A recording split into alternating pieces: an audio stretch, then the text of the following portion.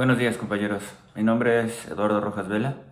Soy abogado postulante y seré el encargado de darles este tema 3 de análisis de la información en su curso de responsabilidades administrativas.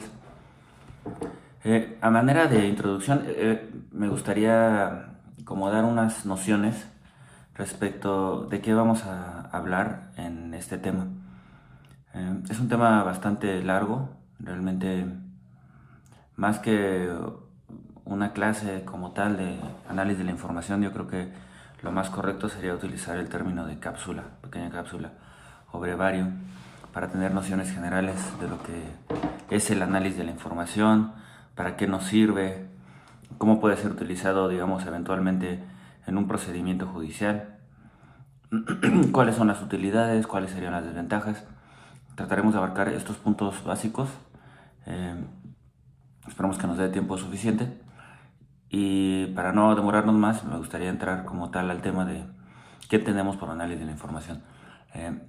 Pareciera que es un tema muy genérico, ¿no? Y quienes no hayan tenido un acercamiento con estos temas o acercamiento con autoridades investigadoras o de procuración de justicia, les puede resultar un poco ajeno o un poco genérico el término. Realmente todos realizamos análisis de la información, ¿no? Es una capacidad racional que todos hemos desarrollado, ¿no? Cuando leemos las noticias, leemos un libro, escuchamos una canción, vemos una película, estamos analizando, estamos estudiando datos que nos vienen a través de nuestros sentidos. Sin embargo, ¿a qué nos referimos con análisis de la información en el tema específico de facultad de una autoridad investigadora para poder verificar, digamos, si se ha cometido, si se ha actualizado alguna probable responsabilidad administrativa, ya sea grave o no grave?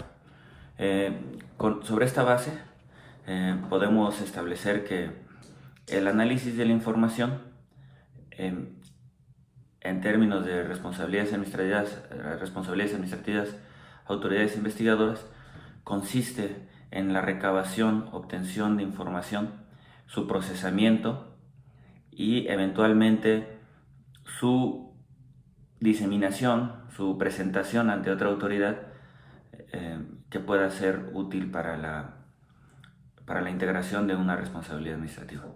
Entonces, si analizamos este concepto ya más aterrizado en temas de responsabilidades administrativas, podemos verificar tres grandes elementos que básicamente son los tres grandes pasos de todo proceso de inteligencia respecto del análisis de la información. La obtención de la información, cómo se obtiene esa información, a qué información nos referimos, porque también puede sonar muy genérico, ¿no? Cualquier autoridad prosecutora investigadora cuenta con facultades para llegarse de información, ¿no? Requerimientos a autoridades, requerimientos a través de la sede judicial, requerimientos a otras personas, a empresas, etc. El análisis también es un proceso muy genérico, ¿no? Segundo paso, ¿no? Análisis. Pues ya obtengo la información, la voy a estudiar, ¿no? Conforme al objetivo que yo tengo, que es verificar si se está cometiendo una presunta falta, analizarla, ¿no? Y el tercer y último paso, que ya es el más sencillo, la depuración el resultado de ese análisis es mi producto que yo presento ante otra sede, ante otra institución, una instancia judicial. Vamos a analizar poco a poco estos puntos y vamos a verificar que no es tan genérico como puede sonar. La obtención de la información no se refiere a cualquier tipo de información. Más bien, sí a cualquier tipo de información, pero no como tal a información obtenida por requerimientos, digamos, información particular, así lo diría. No cualquier tipo de información particularizada, sino grandes volúmenes de información.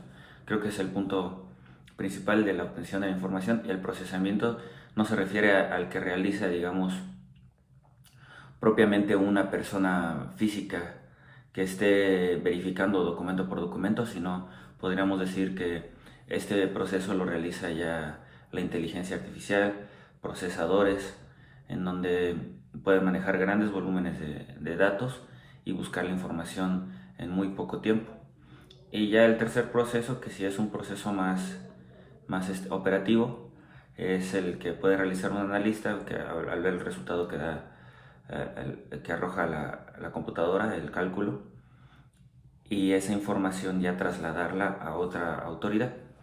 Cabe también mencionar que este proceso, estos pasos, que son tres, en grandes rasgos, lo estamos viendo a grandes rasgos, porque vamos a ver que cada paso además tiene otros pasos. Bueno, no lo vamos a ver más bien, pero hay que tener presente que cada paso además tiene otros pasos.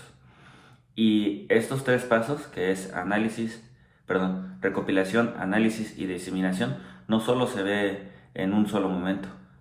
O sea, lo estamos viendo aquí como autoridad investigadora, que su propósito principal precisamente es investigar infracciones. Pero una vez que este proceso se realiza, puede ser que en otra sede también se realice. Porque toda la información que se genera y eventualmente se disemina, a su vez es analizada por otra sede para verificar si puede ser confiable o si puede ser comprobable. Bien, ya con la noción genérica que tenemos, digamos, de a qué nos referimos cuando hablamos de análisis de la información respecto de autoridades de investigadoras o prosecutoras, creo que es importante tener presente también a manera de introducción que esta herramienta, creo que es un término muy correcto decirle herramienta, se genera a partir del uso de tecnologías, del avance tecnológico que ha tenido la humanidad y su afectación en la procuración de justicia, bueno, y en la administración de justicia también. Es un tema muy interesante porque, como veremos, tiene el fundamento último de este tema, se encuentra relacionado con dos temas principales de la búsqueda de la humanidad para crear sociedades más justas. Precisamente uno es la justicia y el otro es la verdad, ¿no?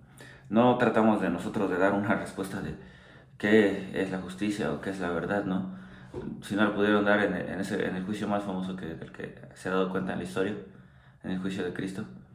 Nosotros no pretendemos, evidentemente, responder a estas dos preguntas. Sin embargo, creemos que el uso de tecnologías como herramientas han hecho la vida del hombre o procurado hacer la vida del hombre más sencilla. Y evidentemente se ha permeado este uso de tecnologías en el ámbito jurídico.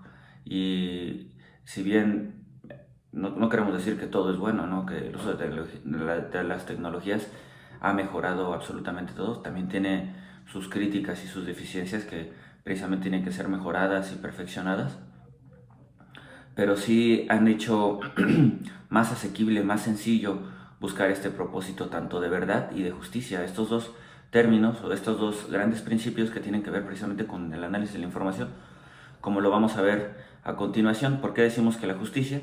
Porque el uso de tecnologías hace más posible o hace más factible el acceso a la justicia, ¿no? Como podría ser, todos tenemos conocimiento de esos juicios electrónicos, ¿no? Eso es un logro, digamos, un alcance que se ha tenido gracias al uso de las tecnologías. Como les digo, no todo es bueno, tiene muchas críticas también, ¿no?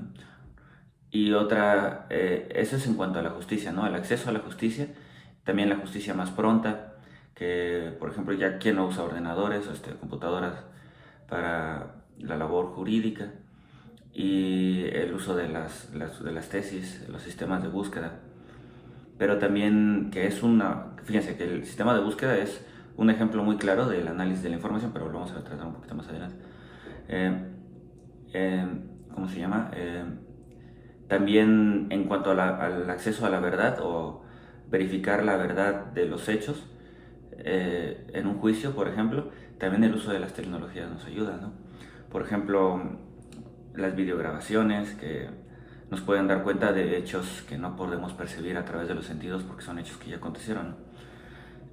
También la verificabilidad de ciertos documentos, o sea, poder traer esos documentos al presente para que un órgano juzgador pueda verificar de ellos, y otros muchos ejemplos que seguramente a ustedes también se les ocurrirán, que son aportaciones de la tecnología a nuestra profesión, ¿no? Al sistema jurídico. Y precisamente una de esas aportaciones tiene que ver con el análisis de la información.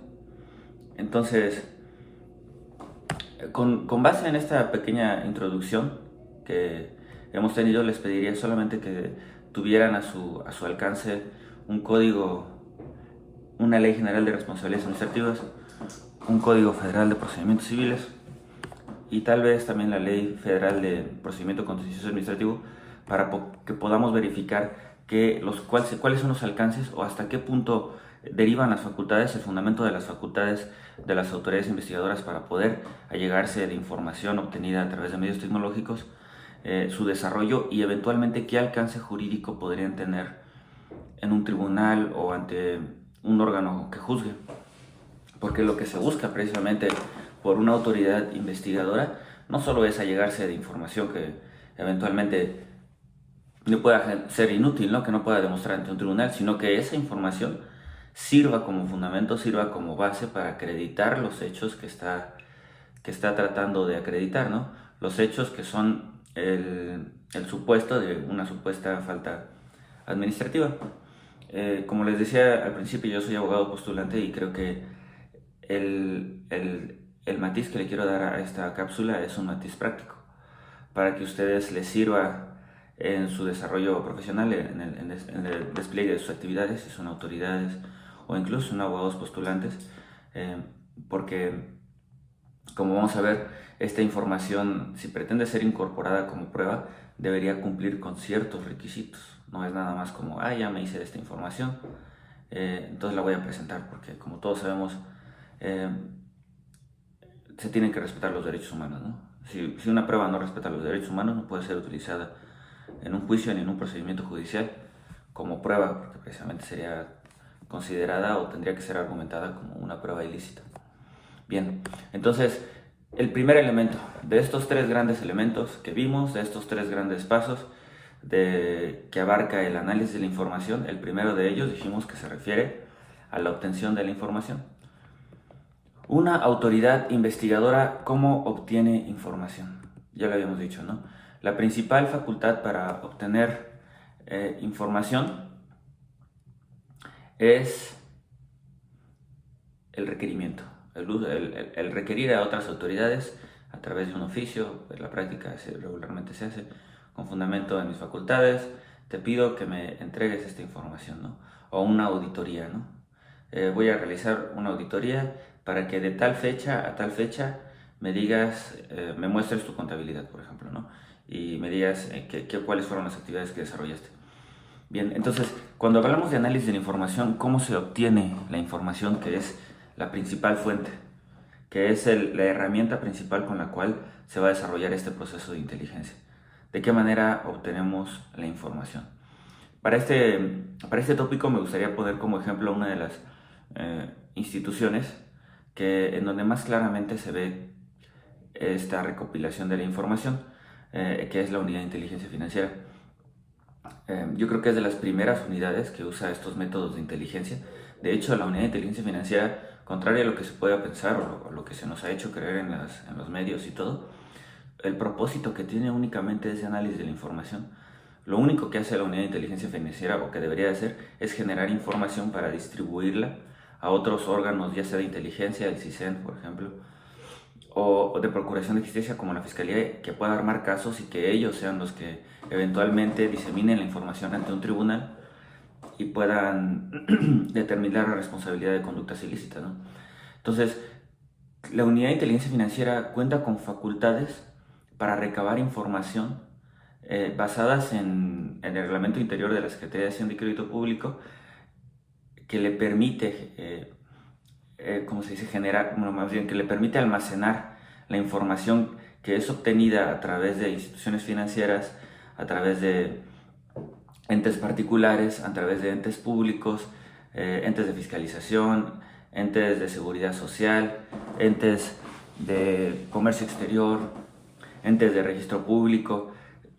Todas las entidades que se nos ocurran a nosotros como públicas tienen la obligación, al menos en el ámbito federal, de proporcionar información a la Unidad de Inteligencia Financiera. Esta facultad, ¿de dónde deriva con fundamento? Porque es lo primero que tenemos que tener presente. Si nosotros somos autoridades investigadoras, necesito un fundamento para poder recabar información. Como les digo, todas las autoridades, por ejemplo, un órgano interno de control, evidentemente tiene facultades para requerir información a una persona física o a una institución pública, ¿no? Sin embargo, ¿cuál es la facultad que le permitiría almacenar esa información o que obligaría a otras entidades a proporcionar esa información para que el órgano interno de control o la autoridad investigadora pueda tener la capacidad de almacenar esa información, la capacidad jurídica y la capacidad física, ordenadores, medios tecnológicos para poder almacenar toda esa información? Entonces, en este caso que le estoy poniendo como ejemplo, la Unidad de Inteligencia Financiera tiene el fundamento en el artículo 115 de la Ley de Instituciones de Crédito, que obliga a todas las instituciones que forman parte del sistema financiero nacional, de banca múltiple, de fianzas, de seguros, estas de mercado de valores, todas las instituciones financieras, todos los rubros que abarca el sistema financiero nacional, que no solo es los bancos o las instituciones de crédito, tienen la obligación de generar reportes. Y estos reportes, ¿en dónde encuentran su fundamento? Como les digo, en el 115 de la Ley de Instituciones de Crédito, pero sobre todo en disposiciones de carácter general. Entonces, sería interesante preguntarnos, nosotros como autoridad investigadora, ¿tenemos una capacidad similar porque el objetivo de la Unidad de Inteligencia Financiera, como sabemos, es combatir el lavado de dinero? Ese es el objetivo principal. Se ha desvirtuado su objetivo, su naturaleza, para investigar ya cualquier delito, ¿no? Pero su objetivo es ese. Nosotros como autoridad investigadora contamos con una facultad similar, es decir, tenemos la facultad de poder almacenar, primero, que nos distribuyan información entidades públicas, particulares y en general públicas y particulares que desarrollen ciertas actividades, para que nosotros podamos almacenar esa información como autoridades investigadoras. Recordemos que si tenemos presente que la autoridad, el principio de legalidad de la autoridad es que no puede hacer lo que la ley no expresamente le faculta, si nosotros como autoridades investigadoras, órgano interno de control, no tenemos esa facultad expresa en la ley, podemos realizarlo, podemos almacenar información en grandes volúmenes que no derive solamente de los requerimientos que yo sí puedo realizar. Entonces, sobre esa base y haciendo el paralelismo, la comparación entre la Unidad de Inteligencia Financiera y una autoridad investigadora, ya les comenté cuál es el fundamento de la Unidad de Inteligencia Financiera para que le compartan información y ésta la pueda almacenar. Les dije que es la Ley de Instituciones de Crédito, perdón, y las disposiciones de carácter general de la Ley de Instituciones de Crédito, pero también la ley federal para prevenir las operaciones con recursos de procedencia ilícita, que es la ley antilavado. Esta ley obliga a los particulares a generar información, proporcionarla a la Unidad de Inteligencia Financiera, y la Unidad de Inteligencia Financiera tiene la obligación tiene las facultades para almacenarla, ¿no? Entonces, ¿una autoridad investigadora tiene esa capacidad? Habría que preguntarnos eso. Yo tengo la capacidad como autoridad investigadora de que personas particulares e instituciones públicas me puedan hacer llegar información y que yo la pueda almacenar para realizar un proceso de inteligencia sistematizado, o solamente tengo la facultad de, a través de un requerimiento que yo realizo como funcionario, es decir, debidamente fundado y motivado, de autoridad competente, requerir a ciertas instituciones públicas y privadas que me recaben información. Y si sí tengo esa facultad, le puedo dar el alcance de que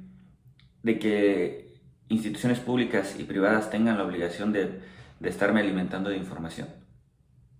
Vamos a ver, ¿qué es lo que nos dice el artículo 90 de la Ley General de Responsabilidades Administrativas? Dice, en el curso de toda investigación deberán observarse los principios de legalidad, imparcialidad, objetividad, congruencia, verdad material y respeto a los derechos humanos. Las autoridades competentes serán responsables de la oportunidad, exhaustividad y eficiencia en la investigación, la integralidad de los datos y documentos, así como el resguardo del expediente en su conjunto. Igualmente incorporarán a sus investigaciones las técnicas, tecnologías y métodos de investigación que observen las mejores prácticas internacionales. ¿Ustedes qué piensan? ¿Este artículo creen que nos faculte para que, como les comentaba, instituciones públicas y privadas nos den información? Y además, no solo eso, para que nosotros podamos almacenar esa información como autoridad investigadora, Ahora leamos el artículo 130 de la Ley General de Responsabilidades Administrativas. Estamos haciendo estas lecturas, no estamos respondiendo todavía la pregunta para ver primero si podemos contar con si podemos realizar este proceso de análisis para que nos sea útil como análisis de la información en un proceso de inteligencia, ¿no? Porque si ni siquiera una autoridad investigadora cuenta con estos elementos, ¿de qué nos sirve estudiar lo que estamos viendo en esta clase, ¿no? Entonces, en ese sentido vamos a leer el artículo 130 de la Ley General de Responsabilidades Administrativas. Dice, para conocer la verdad de los hechos, las autoridades resolutoras podrán valerse de cualquier persona o documento, ya sea que pertenezca a las partes o terceros, sin más limitación que las pruebas, sin más limitación que la que las pruebas hayan sido obtenidas lícitamente y con pleno respeto a los derechos humanos. Solo estará excluida la confesional a cargo de las partes por absolución de posesiones. ¿Esto qué quiere decir? La libertad probatoria, ¿no? ¿Qué es la libertad probatoria? Yo puedo probar cualquier cosa siempre y cuando sea lícita. Sea lícita y no contraria a disposiciones de orden público, ¿no? Entonces, o que expresamente estén ¿cómo se dice? Aunque expresamente estén excluidas en la ley, ¿no? Como en este caso la confesional por absolución de posesiones, ¿no? Aquí hay una excepción marcada en la ley que tiene un origen en las actividades de los funcionarios públicos, ¿no? Que no pueden estar siendo citados a comparecer por temas de disponibilidad, cuando se trata de funcionarios que son de alto nivel, ¿no? Entonces, con base en estos dos artículos, ¿ustedes considerarían que una autoridad investigadora cuenta con facultades para poder allegarse de grandes volúmenes de información y almacenarnos? Y si es cierto esto, si es verdad que cuenta con esta facultad, ¿qué obliga a otras entidades públicas y a entidades particulares a dar esta información? Como vemos en un caso muy claro, la Unidad de Inteligencia Financiera los tiene, claro que los tiene. ¿Por qué? Porque la Ley de Instituciones de Crédito obliga a los bancos y la ley federal para prevenir el lavado de dinero, etcétera, obliga a instituciones particulares a que den información a la Unidad de Inteligencia Financiera, claro, en ciertos supuestos, es decir, operaciones inusuales, etcétera, ¿no? No vamos a tratar esos temas, simplemente en algunos supuestos vamos a tener presente que en algunos supuestos, cuando se actualiza una situación de hecho, una institución particular o una institución bancaria, una institución pública tiene que dar información a la Unidad de Inteligencia Financiera. Está la obligación clara.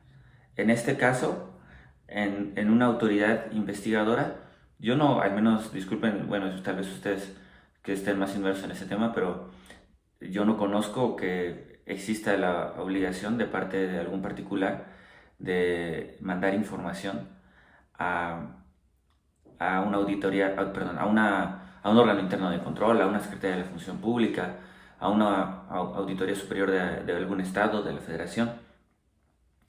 Que yo sepa, esa obligación no existe. Entonces, pero sí existe la facultad de la autoridad de poder requerir información, como ya lo vimos, a entidades públicas, privadas, y además hay libertad probatoria, es decir, se puede presentar cualquier prueba, ¿no? Entonces, ¿ustedes qué creen?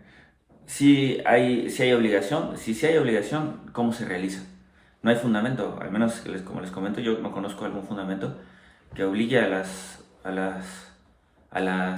los órganos públicos que por una situación de hecho, pongamos un ejemplo, eh, por una situación de hecho se actualiza la situación de hecho, yo digamos, como Secretaría de Desarrollo Social tengo la obligación de informarle a la función pública de una determinada situación que aconteció. Esa obligación que yo sepa no existe. Sí existe la obligación y que es uno de los datos con los que se allega la información la autoridad investigadora, que es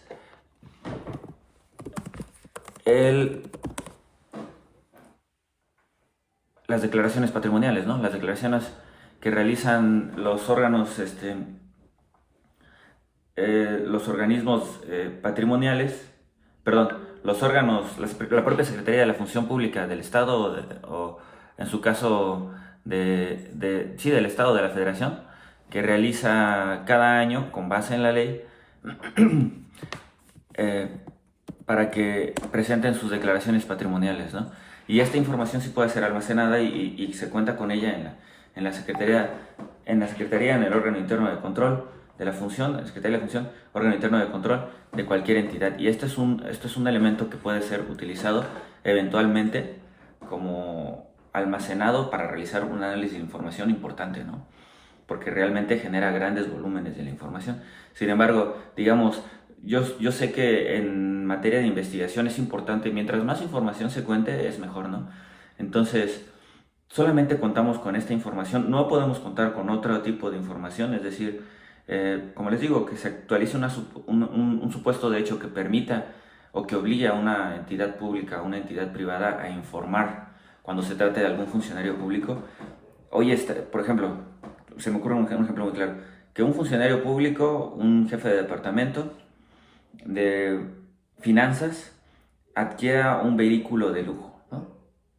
¿Cuál es la obligación? ¿Cuál sería la obligación de la agencia? Ah, no, pues a mí me pagaron por transferencia electrónica, a mí no me importa quién sea este sujeto, cumplí con la ley antilavado, entonces yo le doy su vehículo porque pues no tengo obligación de nada más, ¿no? Es libre comercio, libertad de trabajo, etcétera.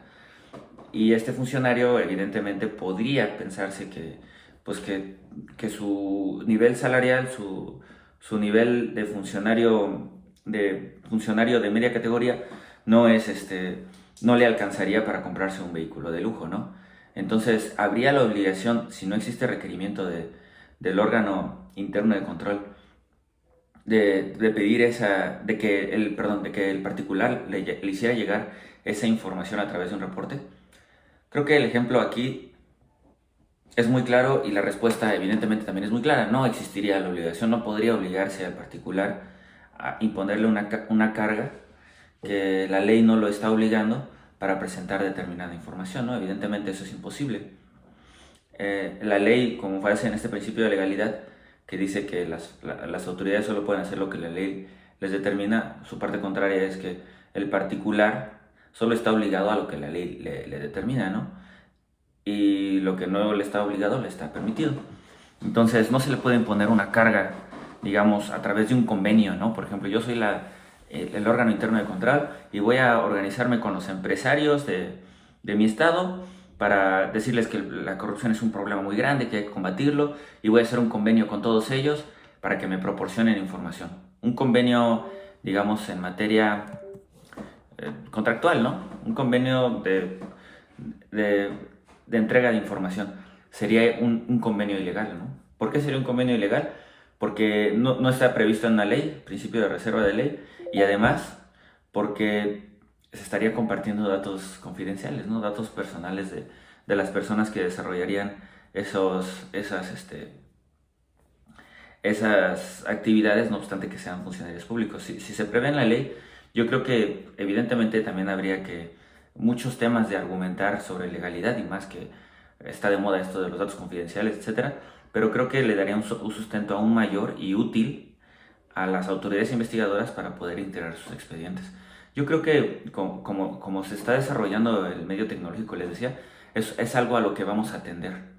Es, como les digo, a la búsqueda de la justicia, una justicia absoluta, es decir, que se pueda impartir justicia con la totalidad de los datos, ¿no? Entonces, yo creo que esta tendencia va a agarrar mayor impulso y eventualmente, pues como se piensa incluso en las novelas, ¿no? De George Orwell y lo que sea, el gran hermano, ¿no? Que realmente seamos vigilados por todos, como les digo, no todo es bueno, ¿no? Hay cosas malas, pero también implicaría un mayor control para las cosas y una mayor justicia, o sea, creo que la justicia para ser completa e imparcial tiene que abarcar la totalidad, yo creo que en eso estamos todos de acuerdo. Entonces ya vimos que por una parte en autoridades, perdón, en particulares no es posible desarrollar esta base de datos, esta llegación de este almacenamiento de información y obtención de información en grandes volúmenes. Sin embargo, en autoridades públicas, en otros entes públicos, ¿ustedes creen que podría celebrarse un convenio, digamos, un convenio a través del cual yo, por ejemplo, registro público, si me entero de que funcionarios, como les decía, están adquiriendo inmuebles, pues que sale de su perfil transaccional, digamos, de su perfil, digamos, de su rango de su rango operativo como supuesto que tengan jefes de departamentos o directores, y se adquieren propiedades de 10 millones, de 11 millones, etcétera, de grandes, de gran valor, ¿no? ¿Podría yo celebrar un convenio como autoridad investigadora con el registro público? Desde mi punto de vista, yo pienso que sí. E incluso les voy a decir el fundamento, la experiencia que yo tengo para poder darles esta opinión, ¿no? La unidad de inteligencia financiera, como ya les dije, es mi experiencia, es inevitable para mí hablar de ella. Eh, sí tiene esta facultad de almacenar información, porque así se deriva explícitamente de sus facultades, pero también tienen facultades que obligan a entidades particulares a otorgar la información. Sin embargo, tratándose de organismos públicos, si bien la inteligencia financiera tiene facultades para requerirles a ellos, no existe explícitamente en la ley, al menos que yo sepa, que una entidad pública le tenga que dar información. Sí existen disposiciones reglamentarias y, como les digo, hay muchos acuerdos que celebra la Unidad de Inteligencia Financiera para que compartan información. Seguramente ustedes conocerán de eso, ¿no? En muchos de los estados, el titular de la Unidad de Inteligencia Financiera pasado celebró convenios de colaboración con unidades de inteligencia patrimonial y económica, ¿no? Que básicamente lo que hacen esas unidades es recopilar información estatal. Entonces, ¿qué es lo que se acordaba? Pues la información que yo tenga te la comparto a ti. Entonces, yo creo que sí podría ser posible que una autoridad investigadora en materia de responsabilidades administrativas pueda celebrar convenios con entidades públicas para que puedan generarle reportes, para que puedan darle información en grandes volúmenes y que ésta pueda ser utilizada en bases de datos con las que cuente la autoridad investigadora. ¿De dónde se deriva esta facultad? De mi propia naturaleza. Mi naturaleza es investigar infracciones administrativas. Por lo tanto, yo necesito contar con elementos para ello. Es la teleología de mi existencia, es mi función principal, ¿no? La Secretaría de la Función Pública, ¿cuál es su función principal? ¿Qué es lo que se espera de ella? Pues determinar la legalidad de la actuación de los servidores públicos. Entonces, y en su caso, si no hay actuación legal, pues determinar alguna infracción administrativa. Entonces, ya tenemos este primer paso, que es la obtención de la información. Digamos, entonces yo tengo un universo de información, muchísima información, y para eso también, obviamente no hemos platicado mucho de ello, pero necesito contar con los medios, las herramientas tecnológicas, físicas, que me permitan almacenar este gran volumen de información. Ahora vamos al segundo paso, lo estamos viendo en términos muy generales, ¿no? Ya tengo este gran volumen de información, ¿ahora qué hago? Ahora voy a analizarlo uno por uno, nunca voy a acabar. Una persona es imposible que lo revise. Entonces, ¿qué es lo que se desarrolla en el segundo paso? Y voy a hablarles también de la unidad de inteligencia financiera, porque lo tiene muy bien desarrollado. Es un modelo de riesgo, lo que llaman ellos un modelo de riesgo. ¿Qué se entiende por modelo de riesgo? Es un modelo matemático. Un modelo matemático basado en temas de predicción y de probabilidad. ¿Con qué se alimenta este modelo matemático de predicción y probabilidad? Con conductas pasadas. Y he aquí uno de las grandes críticas de la inteligencia artificial, precisamente, porque evidentemente este análisis lo realiza la inteligencia artificial. Como les digo, es un algoritmo matemático a través del cual, con base en conductas pasadas, es decir, lo que se llaman tipologías, patrones de conducta, puede determinar que probablemente se esté cometiendo una conducta ilícita. Digamos, hay muchas tipologías, por ejemplo, en lavado de dinero, pero una tipología muy común es la de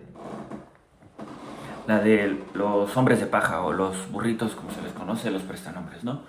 Estas personas lo que hacen es que son utilizadas por los operadores financieros, los que realmente manejan el dinero, para encubrir su identidad, ¿no? Entonces, ¿qué es lo que hacen? Yo voy, por ejemplo, digamos, a un municipio muy pobre. voy a un municipio en Oaxaca y me agarro 10 jóvenes, necesitan dinero, no tienen dinero, y les voy a ofrecer, aparte les pagan un poquito, como 2,000 pesos al mes, solamente porque me den su identificación, me presten su INE, me digan sus datos generales y abran una cuenta bancaria a su nombre, ¿no? Entonces, yo con esta información voy a generar empresas, voy a crear empresas en un notario, registro público, y voy a abrir cuentas financieras, ¿no? Entonces, es un patrón de conducta, le digo, porque es muy utilizado para, como les digo, para encubrir la identidad de los verdaderos operadores. Se acostumbra mucho realizar esto. Entonces, estas personas sin conocimiento, ignorantes, aparte en un estado de necesidad, pues lo hacen, ¿no? Lo hacen, se les hace fácil a ellos. Entonces, ellos apareciera que aparecen públicamente como las personas que están operando el dinero, pero realmente no son ellos, ¿no? Todos sabemos que son utilizados como prestanombres. Entonces, el modelo matemático detecta este patrón de conducta y dice, aquí podría haber algo raro. Es decir, de todo el volumen de información que me llega, vamos a tratar de trasladarlo a las responsabilidades administrativas. De todo el volumen de información que me llega de las declaraciones patrimoniales, puedo verificar que un jefe de departamento está declarando 20 millones de pesos, por ejemplo, ¿no? Y no tiene un soporte basado en su expediente, en sus anteriores trabajos, o incluso, pues sí, la verdad es que pues, desafortunadamente hay zonas en donde son bajos recursos y él pareciera que vive en una de esas zonas. ¿De qué manera obtuvo esos recursos, no? Entonces la computadora lo que me diría, en el caso de la unidad de inteligencia financiera, lo que hace es ponerte una calificación. Digamos, del 1 al 10, ¿qué tan probable es que estés realizando una actividad ilícita relacionada con el lavado de dinero? Pienso que en el caso de las responsabilidades administrativas podría ser parecido, ¿no? Del 1 al 10, con base en la información que yo tengo, registros públicos, este, no sé si notarios les puedan dar, creo que no, como son particulares, registros públicos, declaraciones patrimoniales, ¿qué tan probable es que esta persona se desfase del perfil patrimonial que se supondría que tiene? Entonces, yo creo que ahí se le podría poner una como calificación. En el ejemplo que les puse, 20 millones siendo jefe de departamento y sin un expediente que avale eso, sin una justificación, que le ponga un 7, ¿no? Por ejemplo, ¿no? Un 7, una calificación 7. Del 1 al 10, 7 es tan probable que se estén realizando una conducta ilícita. Entonces, esa información que genera ya una computadora, un ordenador, con base en la información que se obtuvo previamente, es, digamos, ya como un juicio previo de que es probable que se esté realizando una actividad ilícita irregular, por lo que es probable que se actualice una responsabilidad administrativa.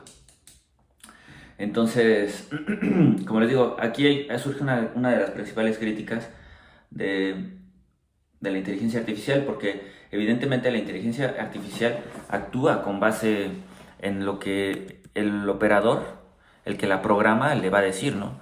Entonces, si existe un sesgo humano, si existe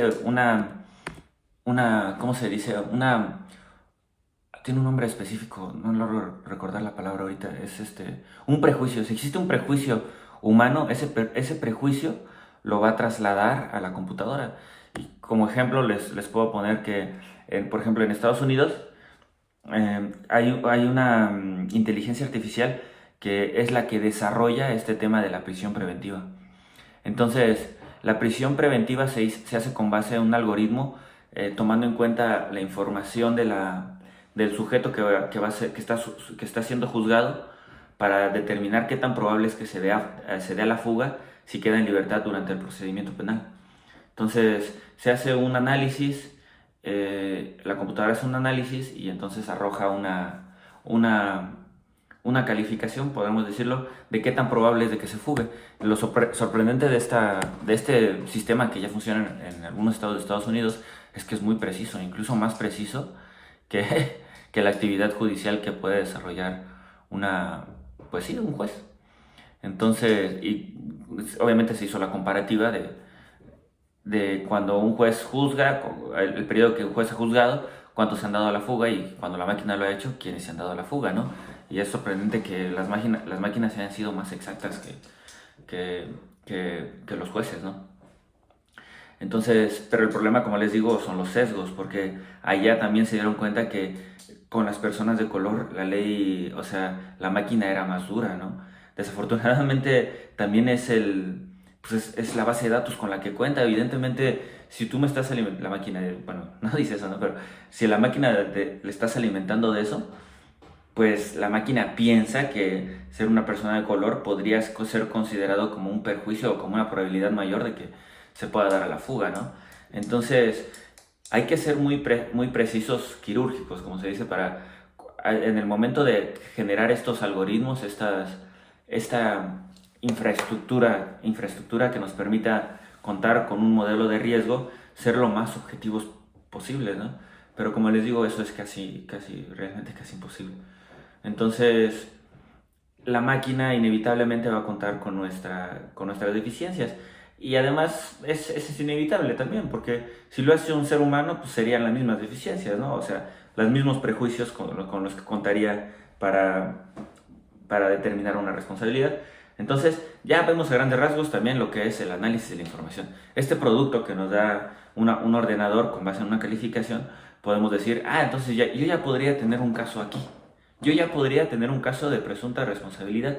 Entonces ya tengo toda la información, yo ya tengo el estudio que se hizo muy genérico con base en tipologías, es decir, si A y B, entonces C, es decir, si esta persona es jefe de departamento y declaró 20 millones, entonces es muy probable que haya un desfase y que esté cometiendo una conducta de responsabilidad administrativa. Entonces, ¿qué es lo que seguiría? Como les había dicho, y hay que tener presente esto, es muy importante. Recabación de información, almacenamiento, primera etapa de un ciclo de inteligencia y de análisis de la información. Segunda etapa, que es la que vamos a ver, análisis de la información propiamente dicho, que es el que realiza un ordenador, una computadora y que le asigna una calificación. Tercera etapa, todas son importantes, iba a decir más importante, pero realmente todas son indispensables, sin alguna de ellas no existiría análisis, ¿no? Tercera etapa, la diseminación de la información, que como les decía es la etapa con la que podríamos decir que es la más operativa, que desarrolla un sujeto, ¿no? En el análisis de la información ya existe un ser humano que con el producto que tiene dice, aquí tengo un caso, ¿no? Yo creo que este caso lo puedo ajustar a este derecho y trasladarlo a otra autoridad. Digamos, una autoridad investigadora con un caso armado así, ¿podría ya presentarlo a una autoridad resolutora? ¿O podría presentarlo ya para que se haga el informe de presunta responsabilidad administrativa con base en la información que tengo? Es decir, ya no generar más pruebas, sino con esta información yo puedo presentarlo a juicio, así como tal. Esto me puede servir ya como prueba. Creo que creo que este es el tema más interesante desde el punto de vista jurídico de los tres pasos que estamos viendo. Como ya les digo, y no puedo evitarlo, poner como ejemplo la unidad de inteligencia financiera, porque es muy clara en lo que se ve con ellos. La unidad de inteligencia financiera lo que hace es, en esta tercera etapa de la diseminación de la información, presenta denuncias. Presenta denuncias y acuerdos para inclusión en la lista de personas bloqueadas. No vamos a hablar de eso porque no es el tema y además es ocioso, pero sí un poco de las denuncias, porque la denuncia es el producto final, es decir, la diseminación de la información a una autoridad diversa que sería aquí la Fiscalía General de la República. Una autoridad investigadora, en este símil, en esta comparativa, sería presentarlo desde un punto de vista para que se determine el informe de presunta responsabilidad administrativa y pueda ser entregado a la autoridad resolutora. ¿Qué dice la ley? La ley es desconfiada. La ley no cree no ha creído en el uso de tecnologías. Entonces, la ley dice, los informes que la unidad de inteligencia financiera obtenga a partir de sus facultades, es decir, de la generación de reportes y del almacenamiento de información y el análisis de riesgo que se genere con consecuencia de tal, es decir, la calificación que se le asigne, no son confiables. No son confiables. A pesar de que existe todo un esqueleto normativo y de infraestructura para que las instituciones eh, emitan estos reportes, emisiones de crédito, bueno, y el sistema financiero en general, los particulares, los notarios, generen estos reportes, es decir, que es una información que podría ser verificada o en teoría podría ser verificable. La ley dice: yo no puedo confiar en eso. Yo no puedo creer que esos reportes puedan ser ciertos. Entonces, si tú quieres armar un caso con esa información, necesariamente tienes que requerirla ya, formalizarla. Este punto es importante: formalizarla, darle la formalidad de una prueba o de un dato de prueba. Eso en cuanto a la materia penal, ¿no? Pero en la materia de responsabilidades administrativas podría ser algo similar. Eh, no directamente, como lo habíamos dicho, la ley no señala nada de esto. Sin embargo, a partir de los artículos de la Ley General de Responsabilidades Administrativas, podemos verificar que si una prueba no cumple con ciertos requisitos, no puede ser tomada en cuenta. Es una prueba ilegal, una prueba ilícita. Entonces, por ejemplo, si yo obtuviera información de reportes, de información de grandes volúmenes por reportes financieros, que un banco me informara a mí: pues mira, este sujeto podría estar realizando estas operaciones por tal y tal motivo, entonces yo, como autoridad investigadora, para no violar la privacidad, en este caso, tendría que requerirla, tendría que requerírsela directamente a la institución financiera. Entiendo que la autoridad investigadora tiene facultades constitucionales para ello, entonces desde mi punto de vista no tendría que pasar por un juez de control, como sí sucede en materia penal. Entonces, pero fíjense la diferencia, ¿no? La diferencia en materia de lavado de dinero. Hay una disposición expresa que dice: los reportes que se generen con base en la obligación que tienen las instituciones de crédito o las instituciones del Sistema Financiero Nacional para darte información a ti, no pueden ser tomadas en cuenta como prueba. No pueden, determinante no pueden, tú las tienes que recabar posteriormente. Yo creo que en este caso pues no existe evidentemente o al menos que yo conozca, una disposición que prohíba esta información que pueda ser generada por grandes volúmenes para una autoridad investigadora exhibirla como prueba. Sin embargo, como les digo, eso sería muy superficial. Habría que leer la ley de manera sistémica y conjunta para verificar que si una prueba no cumple con los requisitos de legalidad, pues no puede ser tomada como tal, ¿no? ¿Y por qué les digo esto? Porque, por ejemplo, ¿cuáles son los requisitos del acto administrativo, no? El Código de Procedimientos Administrativos de cada entidad o el federal nos dice cuáles son los requisitos, ¿no? La propia Constitución, en el artículo 16, nos dice cuáles son los requisitos. Y uno de esos requisitos principales es la firma del funcionario que lo emite, ¿no? Emitido por autoridad competente. ¿Cómo se verifica esto? A través de la firma. Y la firma no tiene que ser solo facsimilar, ¿no? Es la firma autógrafa del funcionario que la emite. Entonces, si yo obtengo información por grandes volúmenes